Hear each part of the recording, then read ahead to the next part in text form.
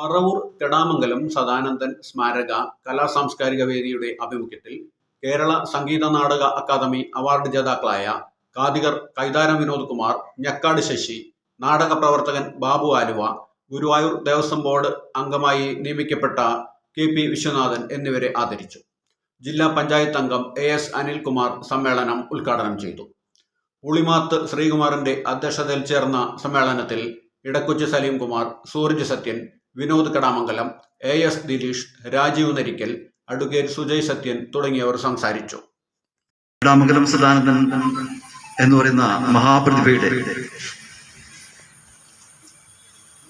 പേരിൽ നിലകൊള്ളുന്ന ഈ മഹത്തായ പ്രസ്ഥാനം കെടാമംഗലം കലാസാംസ്കാരിക വേദി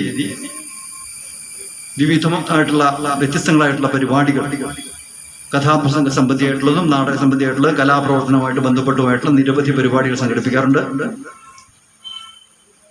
അത് കാലാകാലങ്ങളിൽ ഈ നാട്ടുകാരെയും അഭ്യുദയകാംക്ഷികളെയും കലാകാരന്മാരെയും ഒക്കെ ക്ഷണിച്ച് അത് മികവാർന്ന രീതിയിൽ സംഘടിപ്പിക്കാറുണ്ട്. കഥാപ്രസംഗ കലയുടെ 100 വർഷം തികയുന്ന അവസരത്തിൽ, അതിന് 100 വയസ്സ് തികയുന്ന അവസരത്തിൽ എൻ്റെ സ്നേഹിതനായ വിനോദിലൂടെ കഥാപ്രസംഗത്തിൻ്റെ അവാർഡ് പറവൂരിലേക്ക് എത്തുന്നു. വാസ്തവത്തിൽ ബാബു ആലുവയുടെ അവാർഡിനെ പറ്റി വൈകി വന്ന വസന്തം എന്നാണ് ഞാൻ പറയുന്നത്. കാരണം ഇതിന് എത്രയോ മുൻപ് തന്നെ ആദരിക്കപ്പെടേണ്ട കലാകാരനാണ്. ഞാനൊക്കെ എൻ്റെ കുട്ടിക്കാലത്ത് തുടങ്ങി കേൾക്കുന്ന പേരാണ്.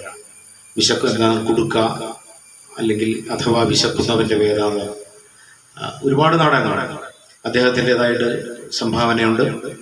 അമച്ചർ നാടകവേദിയിലും പ്രൊഫഷണൽ നാടകവേദിയിലും അദ്ദേഹം സംഭാവനകൾ നൽകിയിട്ടുണ്ട്. ഞങ്ങൾ ഒരുമിച്ച് ഒരുപാട് നാടകങ്ങൾക്ക് വർക്ക് ചെയ്യാനുള്ള ഭാഗ്യവും ഉണ്ടായിട്ടുണ്ട്. അദ്ദേഹത്തിൻ്റെ ഒരുപാട് നാടകങ്ങൾക്ക് സൗണ്ട് എഞ്ചിനീയറിംഗ് വർക്ക് ചെയ്യാനുള്ള ഭാഗ്യവും ഉണ്ടായിട്ടുണ്ട്. കഥാപ്രസംഗവും നാടകവും യഥാർത്ഥത്തിൽ കേരള സമൂഹത്തെ മാറ്റിമറിക്കുന്നത് നിർണായക പങ്ക് വഹിച്ച 2 കലാരൂപം. യഥാർത്ഥത്തിൽ പുഴുക്കളെ പോലെ കഴിഞ്ഞിരുന്ന മനുഷ്യരെ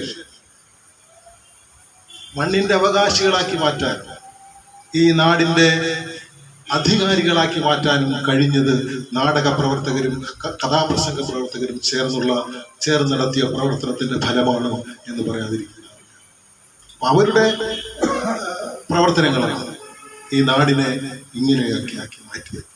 പക്ഷേ ഈ നാട് അവരെ വേണ്ട വിധത്തിൽ ആദരിച്ചിട്ടുണ്ടോ, അംഗീകരിച്ചിട്ടുണ്ടോ എന്ന കാര്യവും നാം ചർച്ച ചെയ്യപ്പെടേണ്ടതാണ്. ഇപ്പോൾ നിങ്ങൾ കണ്ടത് ഗോശ്രീ ന്യൂസുകൾ. ഈ ചാനൽ ഷെയർ ചെയ്യുക, സബ്സ്ക്രൈബ് ചെയ്യാൻ മറക്കരുത്. ഞങ്ങളുടെ ന്യൂസുകൾ എപ്പോഴും യൂട്യൂബിൽ വരുന്നുണ്ട്. പുതിയ പ്രാദേശിക വാർത്തകളുടെ നോട്ടിഫിക്കേഷന് വേണ്ടി ഇതിൽ ബെൽ ഐക്കൺ ക്ലിക്ക് ചെയ്യുക. ഞങ്ങളുടെ ചാനൽ പ്രമോട്ട് ചെയ്യുക.